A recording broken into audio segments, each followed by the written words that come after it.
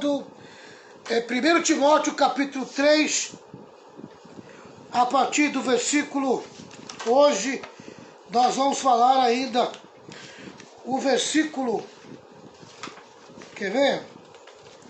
Deixa eu me situar aqui.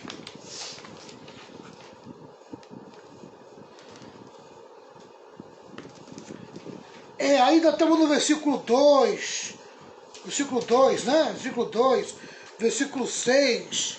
E nós estamos falando sobre o comportamento do presbítero, né? Então vamos lá, 1 Timóteo capítulo 3. Boa noite, Ana da Rocha, boa noite, Beth, boa noite, Ana Margarete, boa noite, Patrícia Farias, boa noite aí, pessoalzinho, vai chegando. 1 Timóteo capítulo 3. Capítulo 3.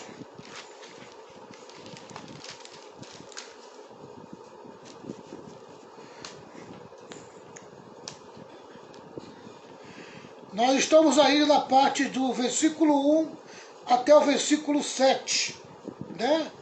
Nós estamos aí nessa primeira parte aqui, que fala a respeito do presbítero, comportamento do presbítero. Mas vamos lá, vamos se situar. Tá? O tema do capítulo 3, os atributos da liderança da igreja. Os atributos da liderança da igreja, tá? E nós dividimos em 5 partes. E nós estamos aqui na segunda parte. A primeira parte que nós estudamos foi o que significa o episcopado. Amém? Nós tratamos tudo a respeito do que significa o episcopado. E nós entramos na segunda parte. As qualificações do presbítero. Essa é a segunda parte que nós estamos. Já falamos sobre vida familiar do presbítero, tá? Falamos da área financeira do presbítero. Falamos de relacionamentos interpessoais do presbítero. Falamos da reputação pessoal do presbítero. Agora nós vamos entrar em domínio próprio. O presbítero tem que ter domínio próprio. Amém? Tá? Nós vamos começar aqui.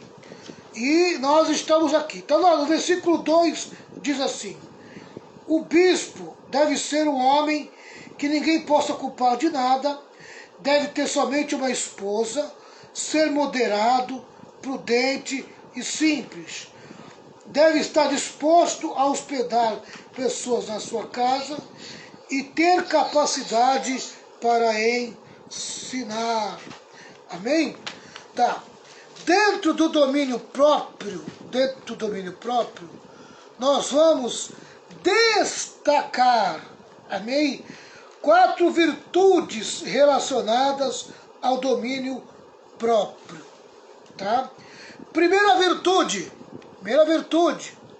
o presbítero precisa ser temperante. Olha, precisa ser temperante, precisa ter equilíbrio. A palavra grega, nefalios, essa é a palavra grega aportuguesada, amém?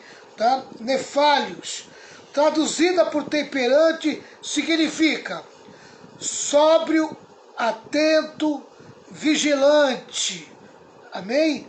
A temperança tem que ver com o domínio dos impulsos, quer na área sexual, quer na da bebida. Vou repetir, a temperança tem que ver com o domínio dos impulsos. Como que nós estamos lidando com os nossos impulsos, aqueles desejos que, se não tiver freio, pode nos levar a escândalos terríveis, principalmente na área sexual e na área do alcoolismo, né? Então a gente precisa aprender a ter freio, amém? o presbítero temperante, tá? Ele não pode radicalizar o seu comportamento. Ele precisa ter equilíbrio, ele precisa ser temperante, ele precisa ter domínio dos seus impulsos. Tomar cuidado, né? Principalmente com a área da bebida alcoólica e com a área do sexo. Amém? Tem que ter controle, tem que ter domínio, tá? Senão ele pode levar o seu ministério ao escândalo, né? O escândalo pesado, né? Quando o presbítero cai num pecado sexual ou num pecado de embriaguez, amém? Ele prejudica todo o andamento de uma igreja, porque se torna um escândalo pesado, tá certo? Então, se tem algo que o presbítero precisa ter domínio, é nos seus impulsos sexuais e nos seus impulsos relacionados à bebida, amém? Precisa manter o freio sempre alinhado, tá certo? Segundo destaque, né? Segunda virtude a ser destacada é essa. O presbítero precisa ser sóbrio, não pode perder a consciência, né? Tá? A palavra grega aportuguesada é sofron, S-O-P-H-R-O-N, sofron, traduzida por sóbrio, significa prudente, sensato ou disciplinado. A sobriedade é a virtude em que o homem se coloca acima das paixões e dos desejos e tem completo domínio sobre os desejos sensuais. Amém? Refere-se a seus gostos de hábitos físicos, morais e mentais. Seus prazeres não são primariamente os dos sentidos, como acontece com os bêbados, mas os prazeres da alma. Barclay, o teólogo Barclay, diz que o homem que é sófrons, né, que é sóbrio, é aquele em cujo coração Cristo reina de maneira suprema. Amém? Ele tem domínio sobre os prazeres. Os prazeres não estão acima da sua responsabilidade. Amém? Aleluia. Então ele domina os prazeres. Ele não se deixa levar. Amém? Ele não deixa o seu físico ser levado. Ele não deixa, amém, a imoralidade tomar conta da sua alma. E ele tem o cuidado com a sua mente, né? Não deixa os pensamentos ruins, pecaminosos, dominar a sua vida. Afinal de contas, o seu coração, quem reina é Jesus Cristo, de maneira suprema. Amém? Então já vimos dois aqui, né? Já vimos duas virtudes que foram destacadas. Ser temperante, ser sóbrio. Agora o terceiro. O presbítero precisa ser modesto. Modesto. Olha aqui, ó. A palavra grega cosmios. Cosmios. É o grego aportuguesado, né? Cosmios. K-O-S-M-I-O-S. Traduzido por modesto. Significa ordenado, honesto, decoroso. Não quebra o decoro, né? É o homem do qual se unem força e beleza. Um homem modesto é despojado de vaidade, avesso à soberba. Bem, ele é avesso à soberba, tá? Ele é desprovido de vaidade. Amém? Tá certo? Ele mantém a humildade sempre por cima, né? Sempre por cima, tá? Eu concordo com o Barclay, o teólogo Barclay, quando ele diz que o líder da igreja deve ser um homem sofrão, amém? Deve ser modesto, alguém que controle seus instintos, paixões e desejos. Também deve ser cósmios, alguém cujo controle interno se transforme em beleza externa. O líder deve ser um homem em cujo coração reine o poder de Cristo, em cuja vida resplandeça a beleza de Cristo. Amém? Aleluia. Glória a Deus. Quem aparece na vida desse líder é Jesus Cristo. Por quê? Porque a humildade está no seu coração. Amém? Aleluia. Ele é modesto, né? Não gosta de se aparecer, não gosta de ter a primazia, né? Ele é uma pessoa modesta. Amém? Aleluia. Tá? Ele tem controle interno, tá certo? O seu controle interno se transforma em beleza externa.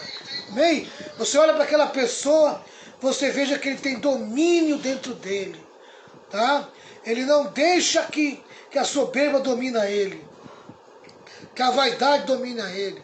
Ele não se acha melhor do que ninguém. Ele mantém a modéstia sempre ali. Amém? Sempre no equilíbrio. Graças a Deus. Bem-aventurados modestos, né? Bem-aventurado humilde de coração, tá? Aquele que tem controle nos seus instintos, nas suas paixões e nos seus desejos. Oh, meu Deus do céu, como é ruim quando uma pessoa não tem controle nos seus desejos, quer tudo, né? Ele acaba querendo abocanhar todas as coisas, ainda que tenha que passar por cima de pessoas. Isso é muito ruim, né? Vamos lá. Quarto, o presbítero precisa ser controlado quanto à bebida alcoólica. Ter controle sobre o álcool. Ter controle sobre o álcool. Tá? Um presbítero não pode ser um beberrão. Amém? Deixa eu falar uma coisa para vocês. Talvez você diga assim, que a Bíblia condena a embriaguez, né? A Bíblia condena a embriaguez. Então isso me dá o direito de eu poder beber um pouquinho, não é verdade? Me dá o direito. A Bíblia diz, ó, tudo me é lícito, mas nem tudo me convém. Aqui no Brasil, amém, o ímpio, a pessoa que não é crente, que não tem Jesus, quando ela vê um crente bebendo um copo de cerveja, bebendo um álcool, amém? Como é que ele se sente? Escandalizado ou ele concorda? Amém? No primeiro momento, quando uma pessoa não é crente vê alguém tomando cerveja, ela liga essa pessoa a ser evangélica? Sim ou não? Amém? Se você conseguir essa resposta, você já está entendendo o que eu estou dizendo.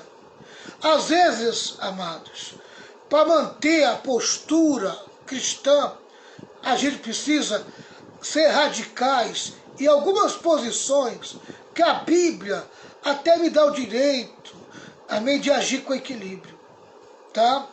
Mas nesse caso aqui, se eu agir com equilíbrio, eu ainda posso prejudicar muita gente, amém? É aquele irmãozinho que é novo na fé, é aquela pessoa que não é crente, que a vida inteira ela viu o evangelho quando alguém que nunca tomou nem um copo de cerveja, amém? Tá? Então, olha, beber, você pode beber, tudo é lícito, mas te convém, amém? Convém você beber? Vai acrescentar alguma coisa na tua vida você beber um copo de álcool? Amém? Você é livre. Você até pode tomar desde que você não se embriague, você pode até tomar, mas é lícito, amém?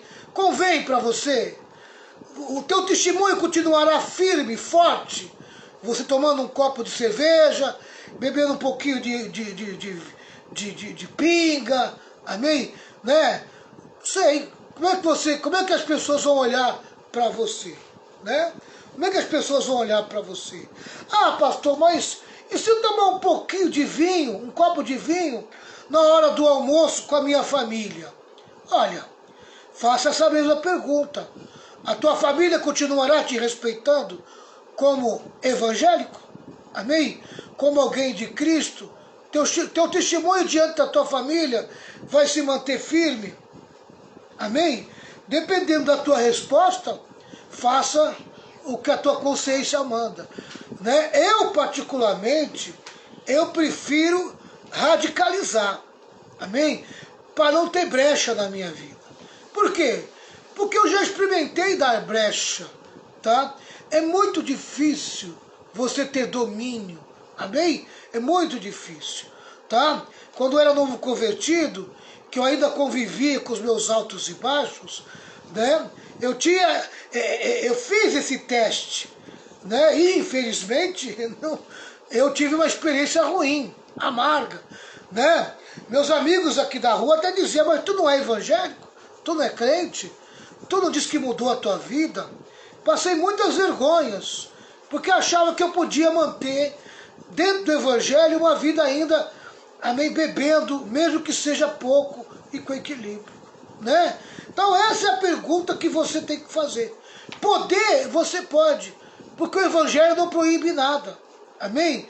Tá? É o novo nascido, é o Espírito Santo dentro de você, que vai dizer o que é bom, o que é ruim para você, né? Tá? Então, essa aqui é a verdade. Agora, o perigo é a embriaguez, tá? Olha, um presbítero não pode ser um beberrão. A embriaguez não combina com o ministério do pastoreio. Amém? O mesmo apóstolo que orientou Timóteo a beber um pouco de vinho por motivos terapêuticos, agora declara que um presbítero dado ao vinho não está apto para a liderança da igreja. Amém? Aqui em 1 Timóteo 5, 23, Paulo dá um conselho para Timóteo. Olha o que diz aqui. Ó.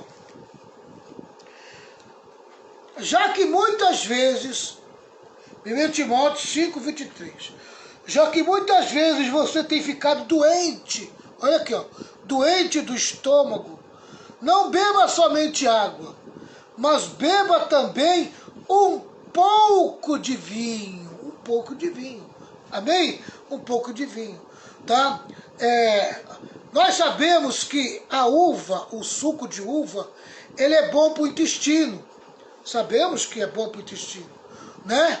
Tá? Então, agora, hoje em dia, tem tanto suco de uva natural, tem tanto suco de uva que você pode beber que parece até vinho, só não é alcoólico, só não é alcoólico, né? Tá? Então, eu acho que se você deseja tomar um fruto, um suco de uva natural, que vai te fazer bem pro teu estômago, fazer bem pro teu intestino, compra aquelas garrafas de suco de uva natural, né? Hoje em dia tem muitos por aí que vende mais de 1,5 litro, 1 litro, 1,5 litro, né? Que você pode tomar, amém? Eu não vejo nada demais. Agora, se você acha que se você beber um copo de vinho, um copo de cerveja, um copo de bebida alcoólica, amém? Você continuará firme no teu testemunho, você não vai produzir escândalo, aí é com você, amém? Cada cabeça é sua sentença, tá? Tá certo? Eu sei que a Bíblia, ela nos orienta a não se embriagar, né?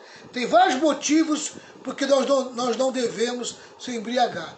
A gente perde a nossa decência, a gente perde a estrutura familiar, a gente perde a nossa moral, tá? A gente fica aí muito debilitado quando vem a embriaguez. Essa aqui é a verdade, né? Tá aí, o Egilson está dando uma dica aí de um suco de uva. Vamos lá.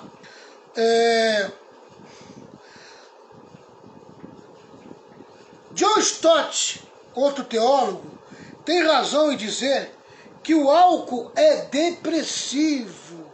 Amém? Quem já tomou aí, eu não sei se o termo certo eu vou usar esse termo aí, vai.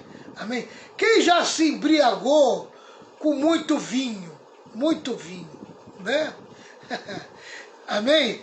Eu lembro que eu era moleque, eu era jovem, moço, e nós íamos numas caravanas para a festa do vinho lá em São Roque.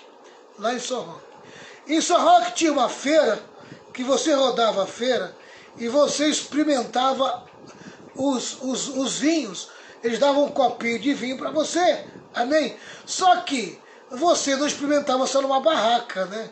Você experimentava em quase todas as barracas, amém? E aquilo, meu amigo, e tinha uns vinhos docinhos que parecia licor, que você bebia, aquilo, meu irmão, era uma bomba, né?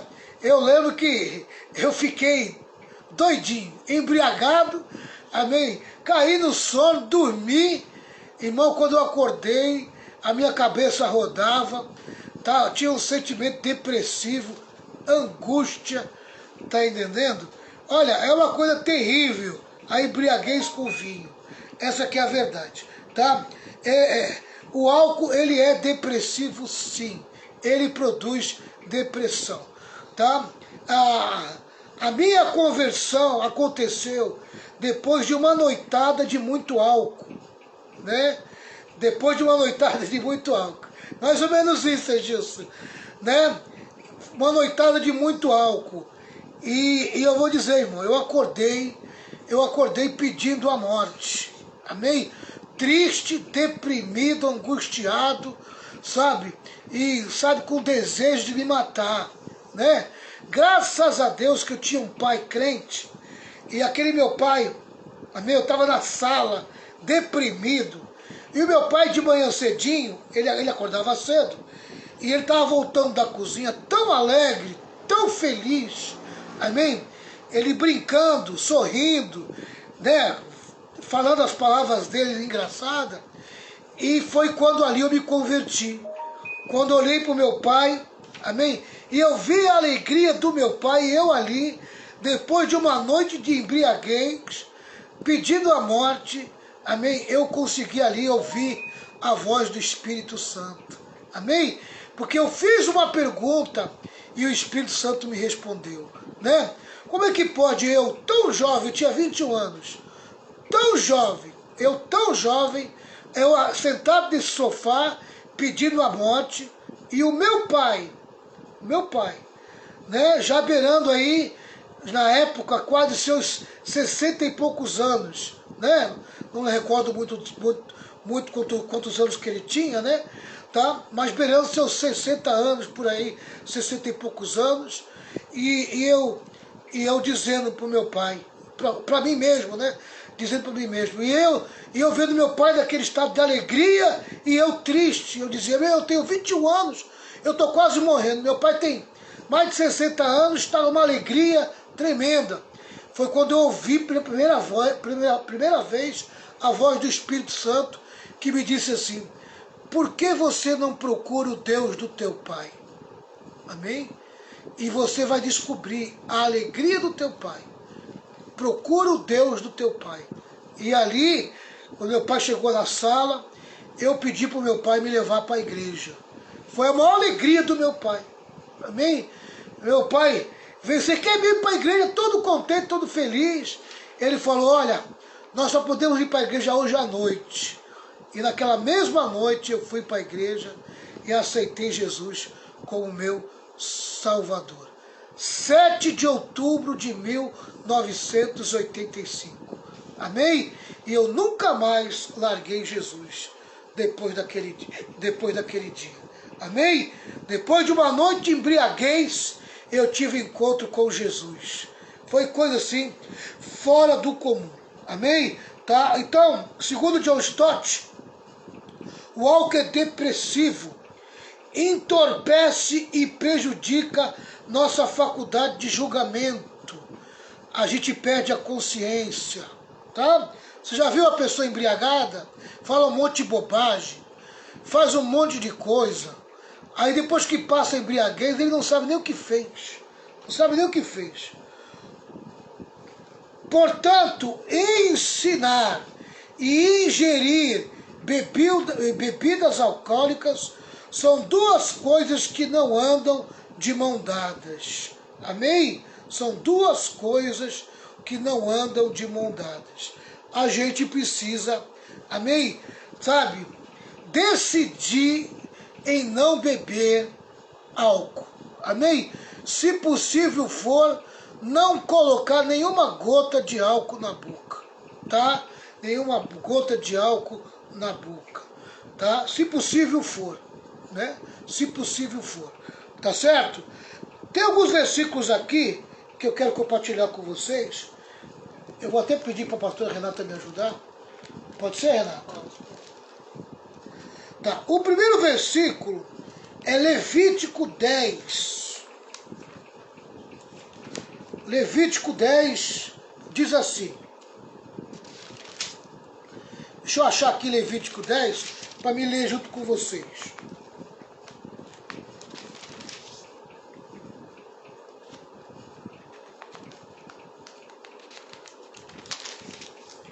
Diz assim.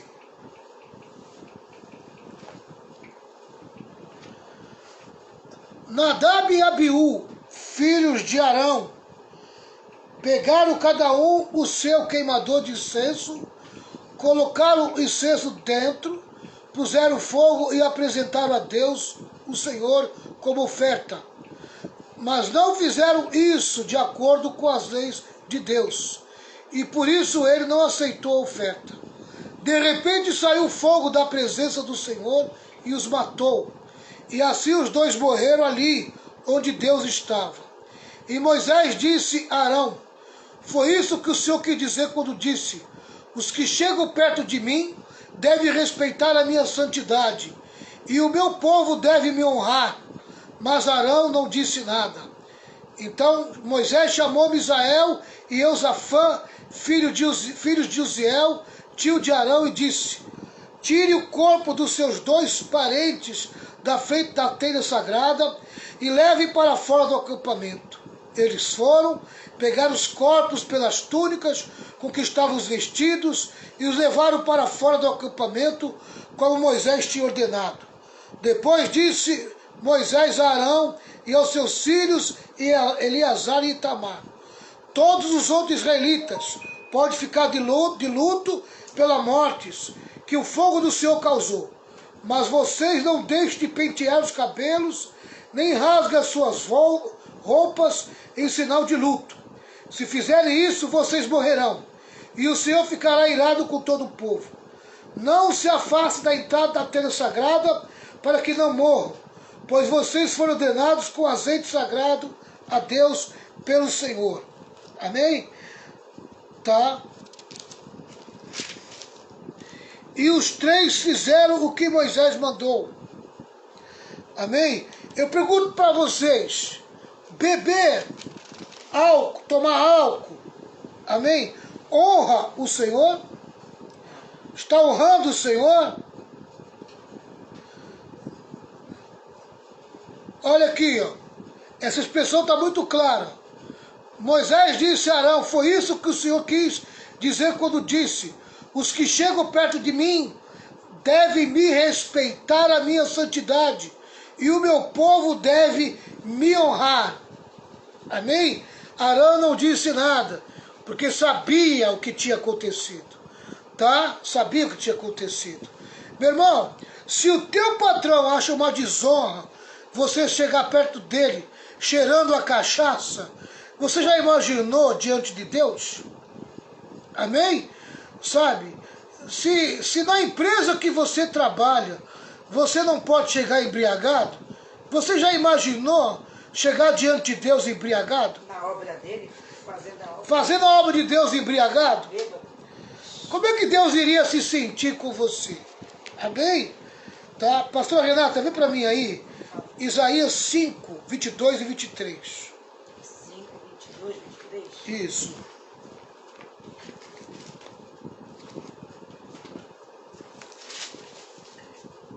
Pode ler? Pode ler. Ai dos que são poderosos para beber vinho e homens forçosos para misturar bebida forte.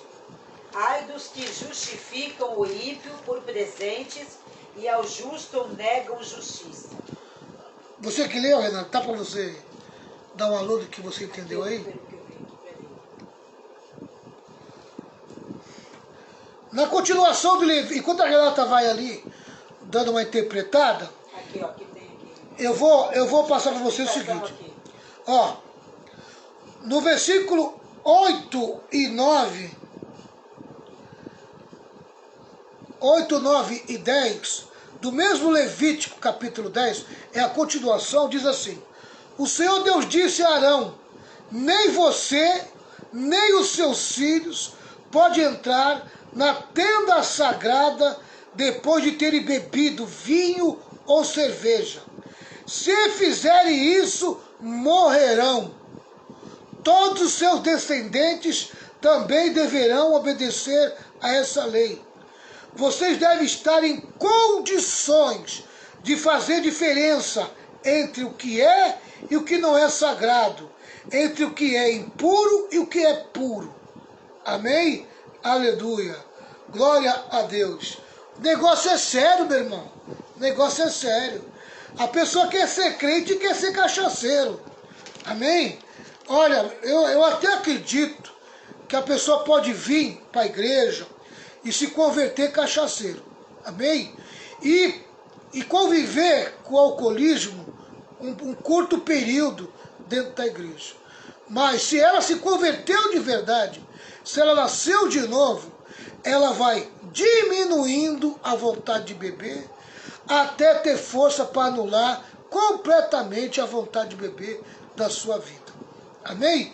Tá? Toda pessoa que nasceu de novo, a pessoa pode chegar até na igreja embriagado, pode chegar na igreja, amém, ainda bebendo álcool, pode até passar um período curto bebendo, pode ter problema com bebida um período, amém? Mas se ela realmente aceitou Jesus Cristo como Senhor e Salvador da sua vida, se ela nasceu de novo de verdade, amém? Em um curto período de tempo, ela vai se libertar do alcoolismo com certeza. Amém? Com certeza.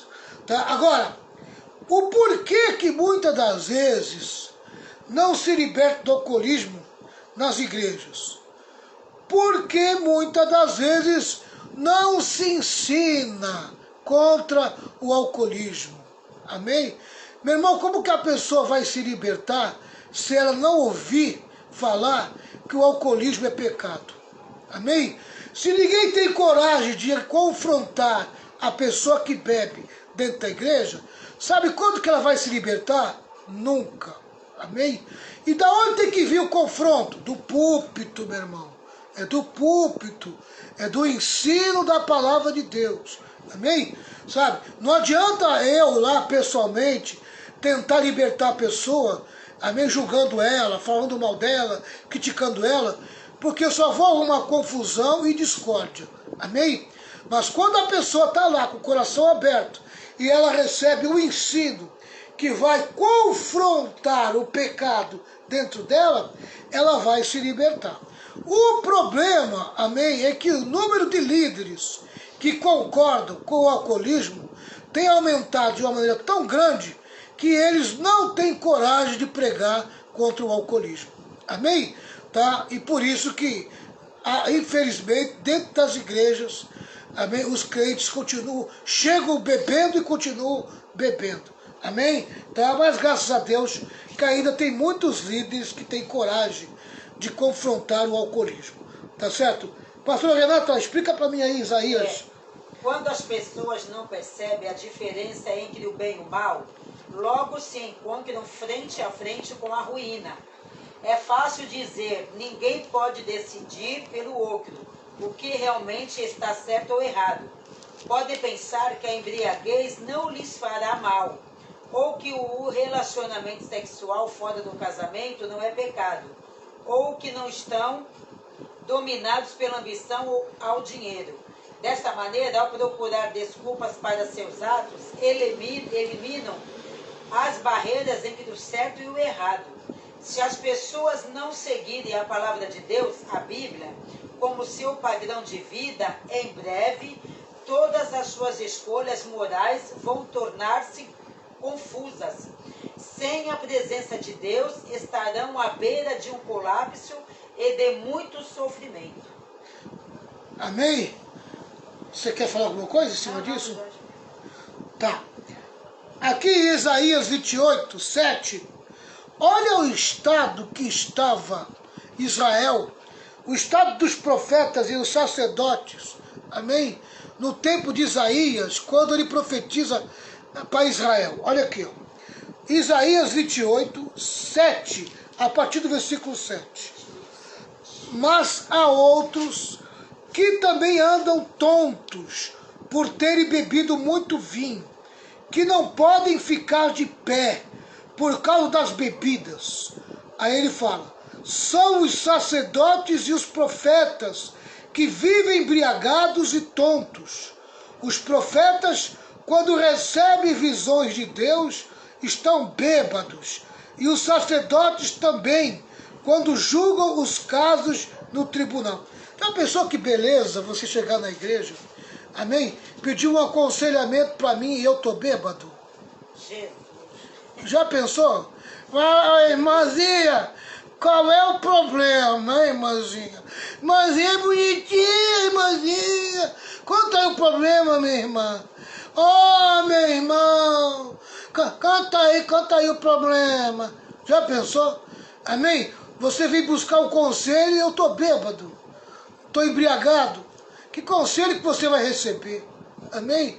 Aqui fala dos profetas embriagados, bêbados, tendo visões. E olha o que diz mais aqui, ó. No versículo 8, olha como é que ficavam as mesas dos profetas e sacerdotes. Muito sério e meio nojento ainda, né? As suas mesas estão cobertas de vômito. Não há um só lugar que esteja limpo. Amém? Olha aí, meu irmão.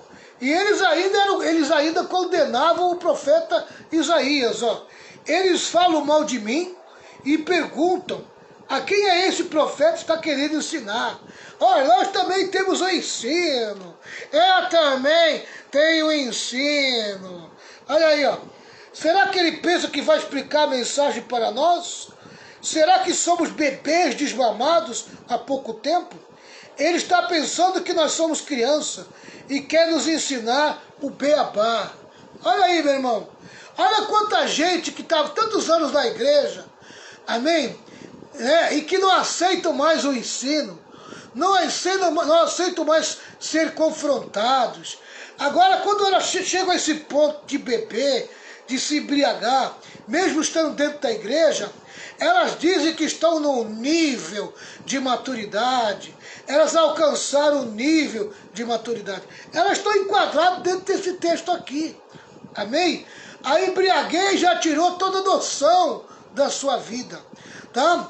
Penso que são pessoas maduras, mas não passam de crianças espirituais, tá? Precisam ser confrontadas, precisam, sabe, ser chamada a atenção, não é verdade? Precisa ser chamada a atenção, tá? Vamos lá. Deixa eu ver onde que eu parei aqui. Certo. Já li todos os versículos que eu queria ler, tá? Então veja bem, sacerdotes, reis, magistrados e profetas eram proibidos de beber vinho no exercício de suas funções. Amém? O crente é sacerdote real, 24 horas. Amém? Você cumpre a função de servo de Deus 24 horas. Tá? Então, meu irmão e minha irmã, vigia, toma cuidado. Você até pode, amém? Não é proibido não, você até pode, mas te convém, é lícito, amém? Tá? Deus está se agradando da tua atitude? Julgue, você tem a consciência para julgar, amém? Então julgue, julgue você mesmo, peça para o Espírito Santo te ensinar. Vamos lá. Então nós falamos aqui do domínio próprio. Agora vamos falar, amém, da maturidade espiritual. Maturidade espiritual. Maturidade espiritual. Falando em termos espirituais, o presbítero não pode ser novo convertido, imaturo na fé. A Bíblia diz, no versículo 6 do capítulo 3 de 1 Timóteo, o seguinte: não seja neófito, novo convertido, imaturo na fé, para não suceder que ensoberbeça e incorra na condenação do diabo. Amém? Consagra a pessoa muito nova na fé, ela corre o risco de se tornar soberba, orgulhosa, né? Daqui a pouco ela se acha que já sabe mais que todo mundo, não é verdade? Então, quanto à maturidade espiritual, a gente tem que ter todo cuidado com o novo convertido. A gente não pode colocar o novo convertido em posição de liderança logo. Amém? Nós temos que trabalhar a maturidade dele, para não estragar, né? Para não estragar. Meu irmão, cada pessoa tem o tamanho do sapato para vestir. Você que tem uma criança recém-nascida, você coloca um tênis 39 nela? Não, né? Amém? No neném recém-nascido, nem tênis você coloca, né? Geralmente você coloca aquele sapatinho de crochê, não é verdade? Amém? Tá? Então, cada um tem o tamanho do pé, e cada um sabe o tamanho do seu sapato, qual é o tamanho dele que ele pode calçar. Então vigia, meu irmão, vigia, para você não calçar um sapato antes do tempo, amém? Antes do tempo, tá? Um presbítero precisa ser alguém sólido na fé, tá? Por isso que olha, e eu vou dizer uma coisa para vocês, irmãos, depois que eu adotei esse negócio de 2 anos ficar na prova, amém? 2 anos ficar na prova, antes de eu consagrar alguém, amém? A evangelista, né? Levar ela à consagração, eu separo a pessoa e deixo 2 anos na prova. A maioria dos que eu separei se desviaram, foram reprovados, amém? Maioria dos que eu separei foram reprovados, amém? Você deixou em observação, né? 2 anos de observação, né? Tá? Eu acho que não tem nenhum agora, né, Renata? Viu? Você não tinha assim consagrado. Você apresentou a igreja, né? E falou que eles iam ficar na prova 2 anos. 2 anos na prova. E o testemunho deles, a vida deles é que iriam aprovar ou reprovar. E a igreja iria estar de olho. A igreja ia estar de olho. Iria aprovar ou reprovar. Hoje eu não tenho ninguém mais, né? Na prova. Sou eu. Amém? Mas você já é pastora. Eu fiquei na prova também. Você me colocou 2 anos também. Quando?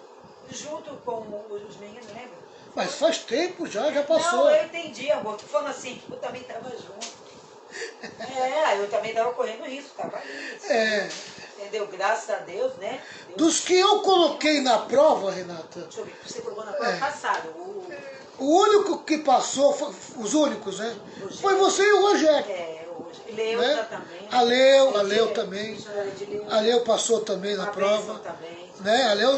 A Leusa e o Rogério, que foi... Então, desde o começo. Né? Você, né? Isso. Você, o Rogério e a Leu, amém? Foram os três que já estão aí já 16 anos aí consagrados, amém? Né? Você como missionária e depois como pastora, e o Rogério como presbítero e a Leusa como missionária, né? Então tá aí, né? Tem que fazer isso aí, por quê? Porque é nos 2 anos que Deus vai colocar a pessoa para fora mesmo. A pessoa vai pôr o que tem dentro dela, né? Às vezes a pessoa, irmão, é muito dedicada na igreja, tá? Mas você não conhece dentro da pessoa. Você não sabe quem é quem. Amém? Aparentemente expressa uma coisa, mas por dentro só o Senhor conhece. Tá? Aí a gente pede 2 anos, a gente coloca 2 anos e pede para o Senhor mostrar. Pode confiar ou não pode? Amém? Aí o Senhor mostra. Aí o Senhor mostra. Né? Aí o Senhor, se passar na prova, continua. Se não passar, meu irmão, amém? Ou cai fora, ou já se revela logo, tá? Porque o que tiver dentro da pessoa vai ser exposto para fora. Amém? Essa aqui é a verdade, tá? Então, o presbítero, a pessoa para ser consagrada ao presbitério, precisa ser alguém sólido na fé, firme na doutrina, tá? E experimentado na vida, amém? Né? Por isso que geralmente tem que ser casado, né? Tem que ter uma família, tem que ter uma estrutura. Se tiver filhos, melhor ainda, né? Porque os filhos amadurecem melhor o casal, amadurece melhor o homem, né? Eu era um antes da minha filha e eu sou outro depois da minha filha. Essa que é a verdade, amém? Eu era muito arrojado, muito, sabe, amém? Não media nada, fazia as coisas sem medir antes da minha filha. Hoje não, amém? Hoje eu tenho freio, tenho breque, amém? Não vou colocar minha família em jogo, né? Consulto elas, né? Para ver o que elas concordam, se não concordam. Se elas não concordam, eu procuro convencer, amém? A gente ora junto, tá? Amém? Né? E confesso para você que depois da minha filha, eu amadureci foi muito, cresci muito com a minha filha, né? Tá? Não estou dizendo que casal que não tem filho não sejam responsáveis, não é isso, pelo amor de Deus, tá? Eu estou dizendo apenas que a tua experiência é algo melhor, demais, né?